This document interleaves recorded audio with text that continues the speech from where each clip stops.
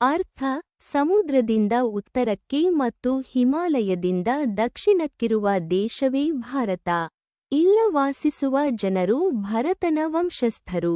ಈ ಉಪಖಂಡವು ಭರತವರ್ಷ, ಭರತಖಂಡ, ಭಾರತ, ಜಂಬೂದ್ವೀಪ, ಹಿಂದೂಸ್ಥಾನ ಮತ್ತು ಇಂಡಿಯಾ ಎಂಬ ವಿವಿಧ ಹೆಸರುಗಳಿಂದ ಕರೆಯಲ್ಪಟ್ಟಿದೆ.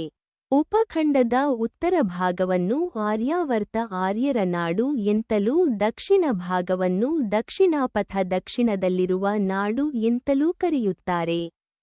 ಮಹಾಭಾರತದಲ್ಲಿ ಉಲ್ಲೇಖಿಸಿರುವಂತೆ ದುಷ್ಯಂತ ಹಾಗೂ ಶಕುಂತಲೆಯರ ಮಗನಾದ ಭರತನಿಂದಾಗಿ ಭರತಖಂಡ, ಭರತವರ್ಷ ಹಾಗೂ ಭಾರತ ಎಂಬ ಹೆಸರು ಬಂದಿದೆ. ಹಿಂದೂ, ಬೌದ್ಧ ಹಾಗೂ ಜೈನ ಪರಂಪರೆಗಳ ಪ್ರಕಾರ ಇದನ್ನು ಜಂಬೂದ್ವೀಪವೆಂದೂ ಗುರುತಿಸಲಾಗಿದೆ.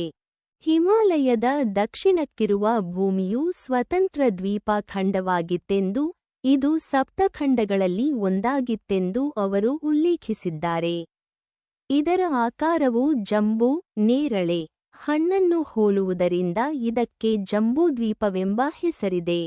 ಇಂಡಿಯಾ ಎಂಬ ಪದವು ಇಂಡೋಸ್ ಎಂಬ ಗ್ರೀಕ್ ಪದದಿಂದ ಬಂದಿದೆ. ಉಪಖಂಡದ ಪ್ರಮುಖ ನದಿಯಾದ ಸಿಂಧೂ ನದಿಗೆ ಈ ಪದವನ್ನು ಬಳಸಲಾಗಿದೆ.